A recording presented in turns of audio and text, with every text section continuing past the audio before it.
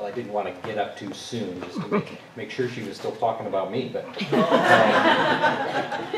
But good morning, everybody. Good morning. I want to kind of pick up where Sandy was talking last week about omni-love. And I had not heard that term before, omni-love. And I certainly, heard the concept, loved the concept, try to be there. But I really liked omni-love as a concept, or as a term. I looked up omni. It's Latin for all. That works for me as a former Catholic. A little Latin here and there, but and it's a prefix. It's largely used as a prefix. So we know omnipresent, present everywhere, omnipotent, all powerful, and omniscient, all knowing. So that kind of all really works in with it. Omni-love, as Sandy explained it, is greater than unconditional love, and it's kind of beyond, it transcends a continuum of conditional love to unconditional love. That I've always liked unconditional love. It's kind of the mother's love, they're going to love you no matter what you do.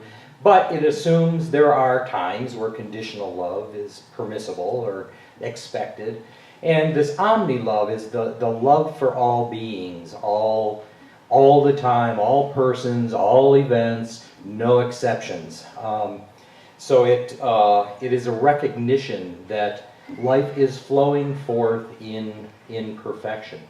So I was sitting in the back during Sandy's talk, and she was talking about, well, how do you get there? And it seemed kind of simple to me. You embrace it, you draw it into yourself, you intend it, and you get there. And I thought, well, this is sure easier said than done. I was kind of in a negative space last Sunday. I was just thinking about the week ahead, and thinking about on Monday, my wife and I were having our old, now sickly dog euthanized. So that was going to happen Monday. I had court every day of the week. Wednesday I had a sexual abuse trial that was going to happen. On Friday I had a long custody and visitation trial that was going to happen. And Friday I had a writing deadline for something that, another thing that I do for work. And I was just thinking, God, how am I ever going to do this? How am I going to handle this week? So I had a lot of dread, I had a lot of anxiety, I had a lot of negativity kind of flowing around. And I was hearing about omni-love, and I thought, I really want that. I really want to be there. So as I thought about that while Sandy was talking, I thought, I'm going to go into the healing circle.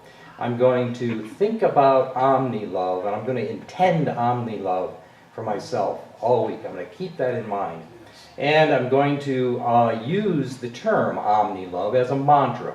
So when I felt dread or anxiety or, throughout the week, I was just going to let that flow through and import the feeling of omni-love.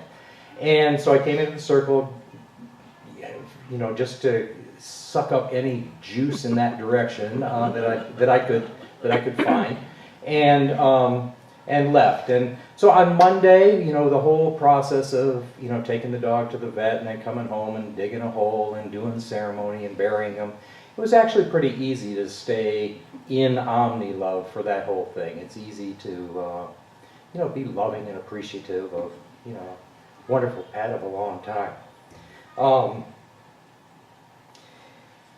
Wednesday, on my way to my sex abuse trial in Madeira, I was not doing well. I was thinking, oh my God, this is going to be a long day. It's ugly facts. It's stupid people. I was just in a state of judgment.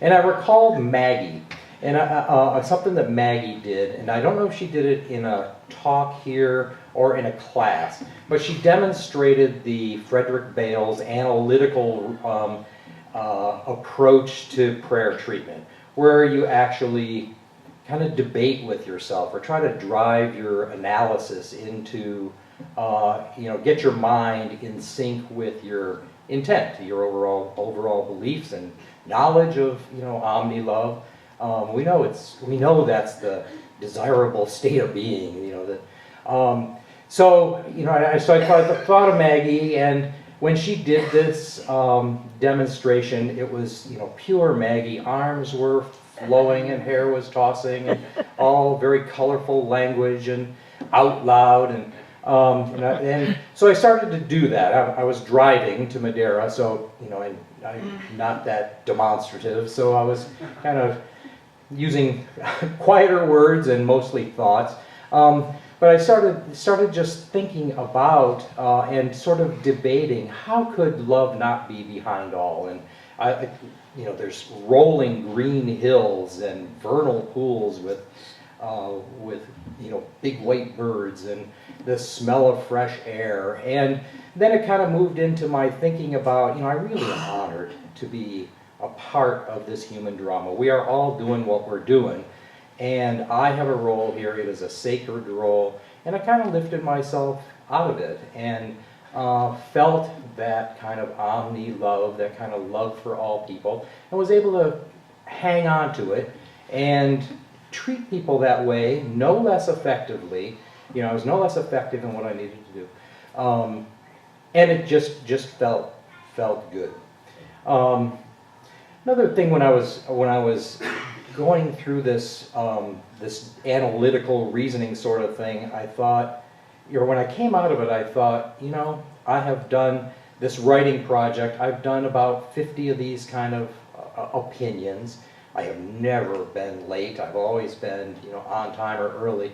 And I thought, you know, if I apply this omni-love to myself, maybe I can be late. Maybe I can be late with this deadline. And it was very freeing to think, you know, I don't have to meet every, you know, there's some artificiality to the deadline. It's not like, you know, there's going to be a space shot tomorrow that I need to do something. So I thought, well, you know, if I can't get it done, it's going to be okay. So, you know, this kind of love of myself, including myself in this, really helped me to, you know, one of the things to help me move beyond and stay in this place of omni-love.